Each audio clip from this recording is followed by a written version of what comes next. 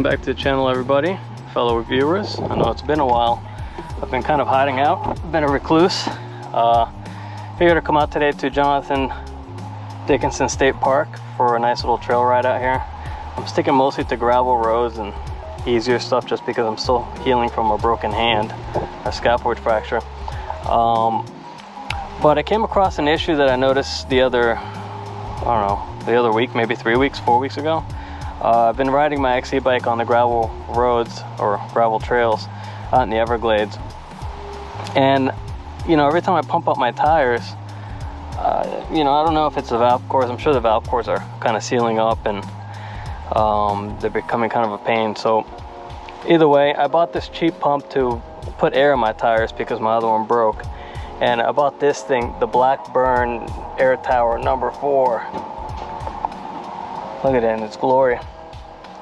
The thing's a piece of crap. I bought it at Walmart. So if you guys know of any good air pumps that people should buy, just put them in the comments. I'll give people a heads up on what to buy. I'm not really a big air pump kind of guy. But regardless, I was having a hard time pumping air into my tires with my hand being broken and kind of stiffness and a little soreness. So I found this little thing on Amazon called the Fanttik Air Pump. And it's a little battery powered air pump. It's pretty cool. You can set your pressures and everything with it. As far as the battery specs, I don't know the battery specs on this thing. I don't know how long it takes to charge. I don't know any of that stuff because there's no real way to dictate how much battery you have left on this thing. All I know is that it has a little light when you turn it on and it works. I've charged it for a full 24 hours at home and in the car, and that little light seems to never go away, so I'm not really sure when this thing's fully charged. But aside that, it's a pretty cool little pump. It does have an attachment for your presto valve, and if you take this thing off and you flip it around, which I'll do now, it has also for a Schrader valve, which is kind of cool, 2-in-1. And I bought it because I don't really ever fill my tires up completely. It's not like I'm out here pumping up flat tires. I bought it because I wanted to kind of use it on my tires to fill up just 2-3 psi that might be low if I'm not riding for a little bit. And so to my surprise, it's actually worked out really well. Now I went ahead and used my toe peak air pressure gauge just to kind of verify where the air pressure is in comparison to this, and it's about 2 psi off. And so I'm going to change my valve core stem today on this bike, and I figured I'd show you guys how long it takes to fill a tire from flat with this and how long it takes to fill it up with 2-3 psi roughly of what we would normally do. What I don't like about these air pumps here is that they have this cumbersome stupid thing here that, especially this one, because when you put it into the tire, you got to go to the other side of the wheel to lock this in. Some of it have it on the same side, but regardless, these things are really stupid and I hate them. I forget what company makes it. I want to say it's Schwalbe, maybe Schwalbe, however you pronounce it. They make a really cool little attachment where you just clip it into the Presta or their special adapter and you pump air and you take it off, and it's pretty awesome. But anyway, let me go ahead and set up the tripod and I'll show you how quick this thing works with a flat tire and with a couple PSI added like we normally would. Okay, so I went ahead and took off the air cap, and you'll have to excuse the wind. It's kind of windy here in Florida. I guess it's fall, it's when we get windy. I bought a set of valve cores from Amazon, real cheap. It's good to have in the car just in case. But what we're gonna do is we're gonna take this valve core out. These Trail 1 valve stems come with these cool caps that have a little valve tool in it. But we'll just take that and put it on there. This is going to let out all the air.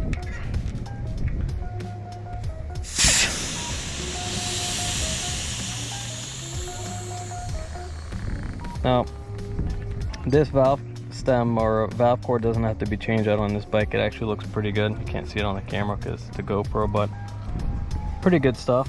It's a good time to put a zip tie in there and check your sealant. If you need more, put some more in there. Don't have an exact science on how to do that. I'm sure someone has a video on YouTube to go over that. But what we'll do is we'll go ahead and put a valve core back in as if it's a new one. Okay. And on the pump itself, let me take this stupid cover off. One of those that keeps plastic things on there.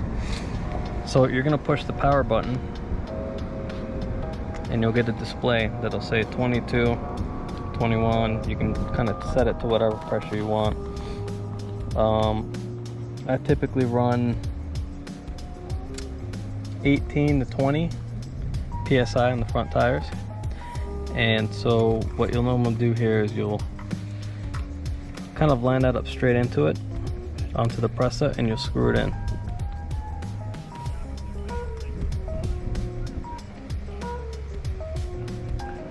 Okay, and remember, you have to cross-check this with your air pressure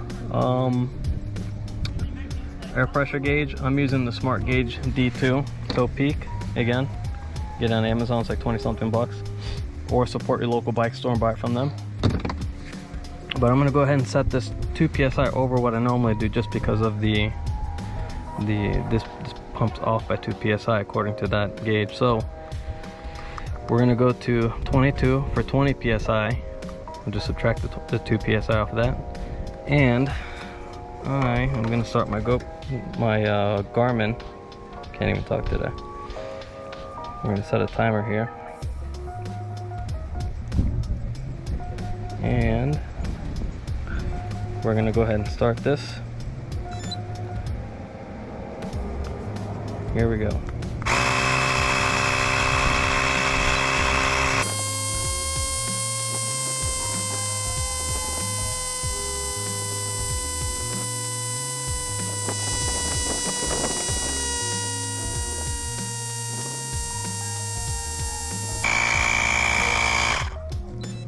All right, probably can't see that. 2 minutes and 1 second, which is pretty good. Now let's just go ahead and pretend that we're starting off the day, and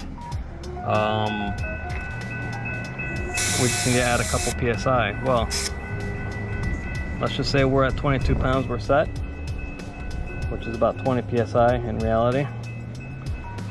And we'll go ahead and hook this up and we'll start it. And this shouldn't take more than a few seconds to get this pumped up to the proper air pressure.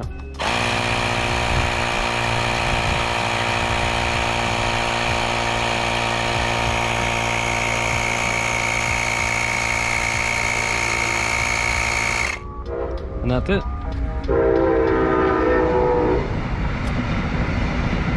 Got the train in the background, which is pretty nice. Oh no, oh no, oh no, oh no!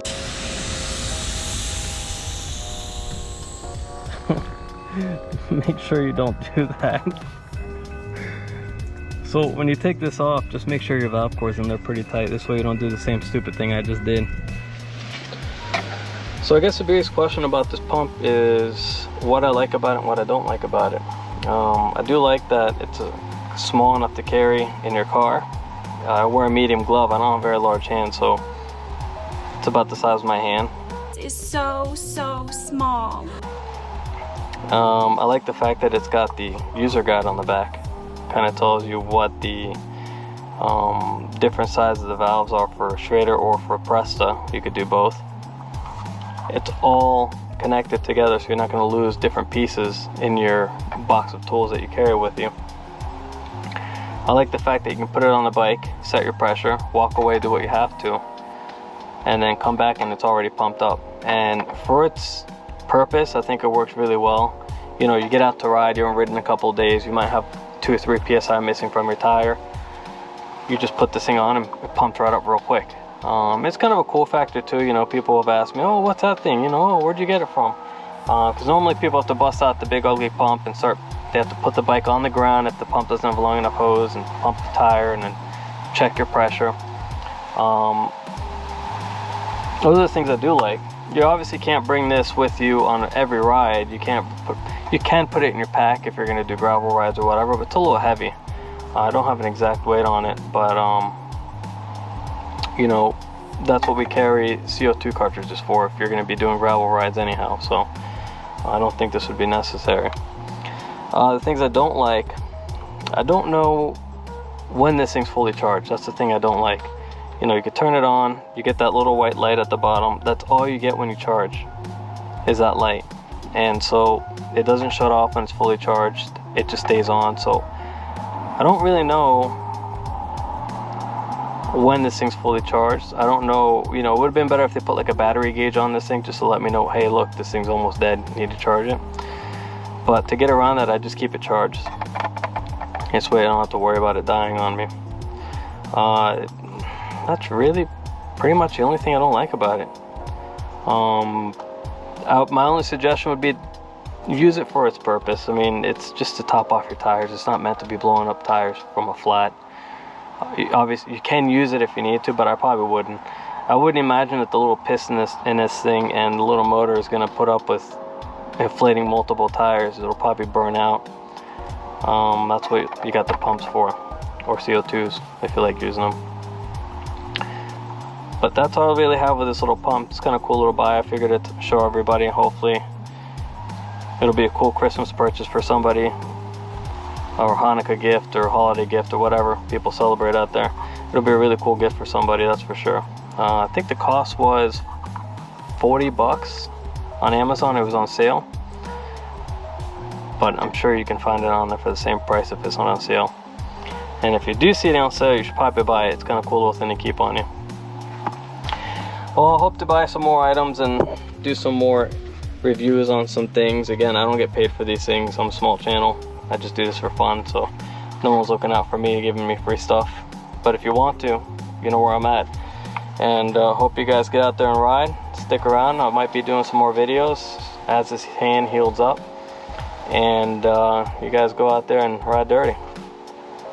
Later.